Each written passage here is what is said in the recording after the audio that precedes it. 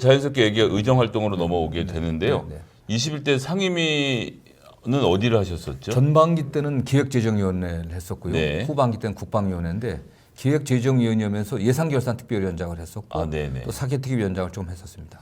그 중에서 가장 좀 인상에 남는 에피소드가 있다면 가장 큰 거는 네. 좀 좀 자랑한다면은 네. 그 2013년도인가 14년도인가 국회 선진화법이 개정된 이후에 네. 딱 두 번이었고 사실 지난 한 18년 동안 그 국회에서 예산이 법정 기한 내에 통과된 게 딱 두 번입니다.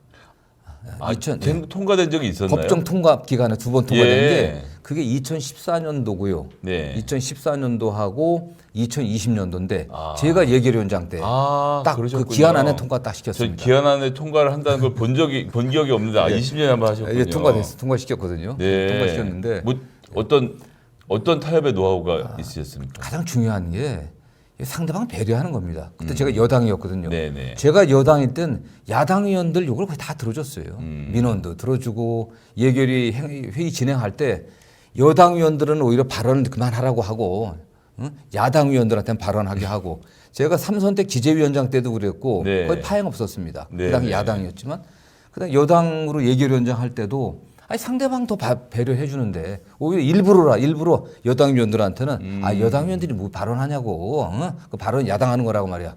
여당 의원들은 다 뒤에서 당정회의 때 얘기하라고 야당 의원 더 말씀하시고 시간 더 주고 그다음에 그분들의 개별 민원들 네네. 야당 의원들이 저 찾아와서 민원 말씀하시면 지역 예산 말씀하시면 꼭 챙겨주려고 했습니다.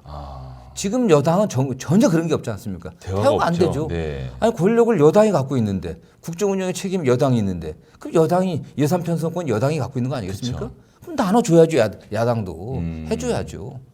그런 게 없었던 거예요. 제가 어저께 마침 그 네. 기류의 김대중 네네. 영화를 봤는데 거기에서 협치의 중요성, 그 대화의 중요성에 대해 대통령이 강조하신 부분을 네. 봤는데 의원님이 그렇게 의정 활동을 하셔서 야, 예산을 기한 내에 통과시켰다는 건 국회 활동해본 사람으로서 참 드문 제가 일이었던 것 그래서 같네요. 기록인 게 본 예산 한 번 다 기간에 통과시켰고요. 추경을 또 3번이나 했습니다. 네. 그다음에 코로나 때문에 그쵸. 다 원만하게 처리했었고 중요한 게 역시 상대방에 대한 배려 아니겠습니까? 네. 역지사지하고 저는 지금 정부 여당이 그런 면에서는 뭐 빵점짜리 정부 여당입니다.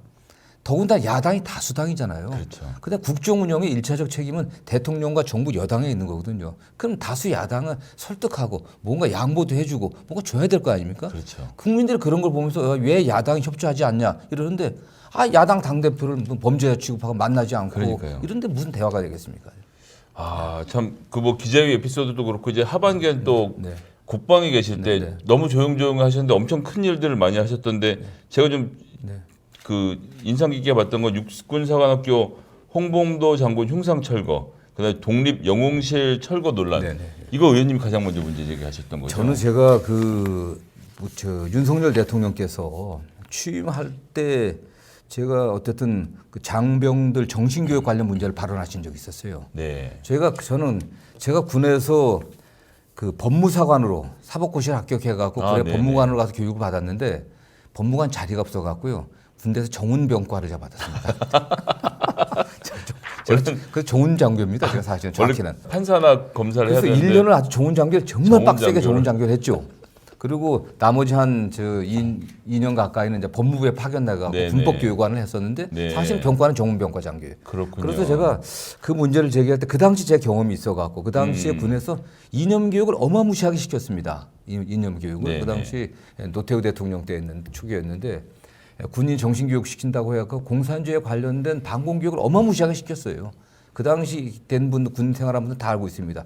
근데 윤석열 대통령이 취임하면서 군 정신교육 얘기를 하면서 이게 과거로 돌아가지 않겠나. 더군 주변에 있는 분들 봤을 때 네. 그걸 염려하면서 예의주시하고 있었습니다. 네, 제 비서들한테도 이 군 정신교육 관련된 문제를 좀 가져라. 그랬더니 아니라 이걸 했었던 겁니다. 근데 이게 이미 대통령 취임 선거 전에 그 2021년도에 지금 국방부 장관 신원식 의원이 네. 이미 그걸 질의를 했었더라고요. 그러니까요. 그 당시 그냥 지나갔던 건데 제가 나중에 어떻게 된가 확인해 보니까 이 회의를 했던 거예요. 그러니까 내부적으로도 해갖고 그리고 정권 바뀌니까 추진했던 겁니다. 사실은. 근데 결국 이게 문제가 심각해지니까 그러니까요. 홍범도 장관 흉상 처벌 안 하고 있지만 독립영웅신들 다 정리해버리고 말이 안 되는 짓들 하고 있는 거예요. 이게. 왜 도대체 왜 독립운동의 역사를 우리 육군의 역사로부터 자꾸 뜯어내려고 하는 저는 걸까요? 그게 참 이해를 못 하겠습니다. 네. 어쨌든 대한민국이 이게 그 건국절 논란하고도 좀 관계가 있는 것 같고요. 어쨌든 지금 현 뉴라이트라든가 대통령이라든가 현 여권에 있는 사람들은 1948년에 건국이 됐다고 생각을 하는 그러니까 거예요. 지금 건국이. 사실상 뉴라이트가 네. 이명박 정부 때 좀 올라왔다 지금 완전히 부활하는 것 같은 기분이거든요. 그런 거죠. 사실 주변에 있는 분들이 오히려 이명박 정부 때 주로 했던 분들이 네. 그 일들을 하고 있지 않습니까? 그런 네네. 사고에서 그렇다고 하면 그 이전에 일제 치하에서 정말 치열하게 만주에서 간도에서 싸웠던 우리 독립영웅들의 역사를 지우고 싶은 거죠, 사실은요. 그리고 기본적으로 저는 대통령이나 그 주변 인사들이 굉장히 친일적 사고를 갖고 있다라는 생각을 갖고 있습니다. 그러니까 그래서 또 의원님께서 찾아내셨던 충격적인 사실 중에 하나가 이 군 기본 교재에 네. 독도가 분쟁 지역인 것처럼 표시했던 거 네. 이것도 정말 충격적이었거든요. 정말 이거는 제 공로가 큽니다. 아까 말씀드린 것처럼 네네네. 분명히 이걸 뭔가 군 교육을 바꿀 거다 해갖고 예. 제 비서들한테 네. 이 교재 어떻게 만들어진 이 주시래라. 정훈 장교 때 경험을 살려서 사실 그 경험 때문에 그렇습니다. 네. 그렇게 했더니 이게 그리고 이제 그게 거의 나중에 보니까 이미 다 바꿨더라고요. 취임 초부터 정신교육 교재를 새로 만들었는데 실원식 장관 취임 후에 다시 좀 보완해 갖고 냈는데 이게 나중에 이렇게 될지는 모르고 저희한테 처음에 그 책을 갖다 준 거예요. 교재를 갖다가. 그렇군요. 그 다른 의원들한테 안 줬습니다. 문제가 되니까 안 줬습니다. 아. 저희는 이렇게 문제 될지 본인들은 몰랐지. 그 부분이. 갔다 가서 저하고 저희 비서들이 쫙 보니까 이게 독도 표기도 안 돼 있고. 그러니까요. 그 다음에 어쨌든 이승만 대통령이나 박정희 대통령의 독재를 갖다 사실상 미화하고 현 정부 관련된 것들을 폄하하고 그 다음에 문재인 정부 때, 관련한 네. 건 폄하하고 윤석열 정권에 관련된 건 또 홍보하는 식으로 해갖고 군의 정치적 중립성을 상당히 훼손한 듯한 네. 그런 것들이 많이 있더라고요, 사실로. 근데 가장 중요한 건 역시 그 안에 지도 안에 어디도 독도가 표기되어 있지 않습니다. 네. 그거를 이 일본의 눈치를 봐서 뺐다는 얘기까지 저는 나왔잖아요. 그것도요. 국회 국방위원회 제가 보임되면서 계속 문제되게 했던 게 그래서 제가 같은 연장선상에서 독도를 어떻게 이게 독도에 대한 우리 주권적 권리를 행사하지 그런 걸 포기하지 않을까라는 걱정을 제가 많이 했습니다. 네. 국방위 상임위원회에서도 독도에서 독도 수호 훈련이라고 했는데 계속 규모가 축소됐어요. 발표를 하지 않습니다. 그 과정에서 과거에는 동해가 영어로 이스트 시 아닙니까 사실. 그쵸. 그게 일본에서는 저편 시로 지금 그쵸. 되고 있는 거예요. 근데 과거 그럼 항의를 다 했습니다. 이 정권 와서 그냥 두고 있는 거예요. 다. 지금 완전 그 미국의 해군이라든가 작전지대는 다 저편시로 돼 있습니다. 그렇죠. 일본 해라고 그냥 옛날 표기하고 병기했는데 그것도 포기하고 있어요 지금. 참. 심각하죠 그리고요. 그 훈련 상황도 발표도 안 하고 있고. 이게 말이 그러니까요. 되는 짓들이 아니죠 이게. 그러니까 기재위에서도 그렇지만 또 국방위에서도 역시 상임위 활동을 착실하게 말 그대로 의회주의자의 모습을 타협도 하시고 한편으로는 또 공격도 하신 지점을 같이 좀 볼수 공격이라고보다도 국민적 관심사고 맞습니다. 우리 주권의 문제 아니겠습니까? 네. 민족도 자존심의 문제이기도 하고요. 네. 네. 또 이제 다선 의원이시고 이번 총선이 매우 중요한 네. 입장에서 또 총선의 리더십 중에 한 분이 되실 텐데 이번 총선을 달굴 주요 쟁점은 좀 어떤 것이 될 거라고 좀 예측을 하십니까? 모르겠습니다. 제가 많은 국민들에게 지역 주민들에게 물어봐도 그렇고 또 전문가들이 물어봐도 그렇고 윤석열 정부가 좀 한 게 뭐 있냐? 잘한 게 뭐 있냐? 아무것도 없습니다. 네. 기억나는 게 있냐? 윤석열 좀 뭐 했어? 지역 가서 물어보면 주민들도 아무 생각나는 게 없어요. 딱 하나. 윤석열 대통령이 지난해 5월 10 취임한 이후에 지금까지 한 거는 이 야당 다수 제1야당의 당대표 잡아넣겠다고 수사한 거에는 한 거 없습니다. 그쵸. 1년 내내 그냥 압수수색하고 뭐 체포영장 그냥 구속영장 이런 것만 하고 있지 않습니까? 네네. 그 주변 사건들 갖고 나온 것도 사실 하나도 없어요. 제대로 된 게. 네. 그거밖에 한 게 없습니다. 얼마나 무능한지 무능하니까 야당 탄압으로 1년 반 이 중차대한 시기를 허비했거든요. 정말 무능하고 얼마나 폭주하고 있습니까? 민주주의가 사회와 각 분야에서 민주주의가 어떻게 보면 저는 감히 말살드린다고 하면 말살 당하고 있는 상황이 아닌가 하는 네네. 생각을 합니다. 지금 언론 상황 한번 보십시오. 지금 방심위 아우, 상황 보면은 그러니까요. 말로 이게 정상적인 민주가라고 할 수도 없는 상황입니다 지금요. 아니 국민권익위원회 신고를 한 사람이 경찰에 압수수색을 당하고 있으니 그리고 지금 예. 제1야당의 당대표가 그 살인을 목적으로 한 그 테러범에 의해서 피습당하지 않았습니까? 그 수사 과정 한번 보십시오. 이게 만약 한동훈 비대위원장이라든가 검찰총장, 경찰청장 또 장관이 그렇게 칼 맞고 피습됐다면 그럼요. 어떻게 되겠어요? 전에 박근혜 대통령이 커터칼에 피습됐을 때도 철저하게 수사하고 다 공개했습니다. 수사 내용도 공개하지도 않고 그가 어떤 동기로 어떤 목적으로 범행을 저질렀는지 본인의 변명조차 공개를 하지 않고 있어요. 지금 이재명 당대표 이 테러 행위의 이 피의자의 어떤 신상이 뉴욕타임즈에 먼저 공개됐습니다. 그러니까요. 있을 수 있는 일이겠습니까? 현장 보존도 안 했어요.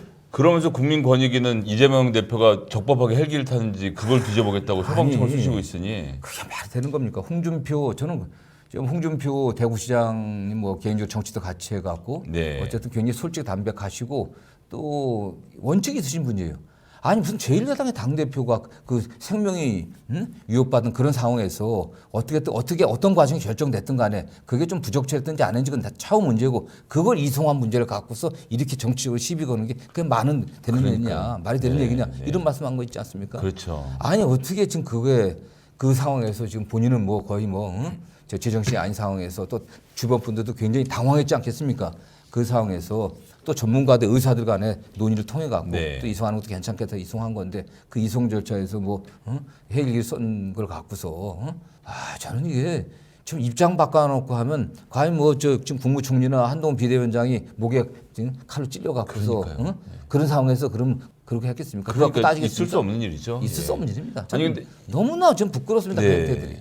이렇게 윤석열 정부가 모든 국민 중도층이 보기에도 눈살이 찌푸려지게 엉망진창으로 네, 하고 네, 있는데 뭐 네. 민생도 마찬가지고요.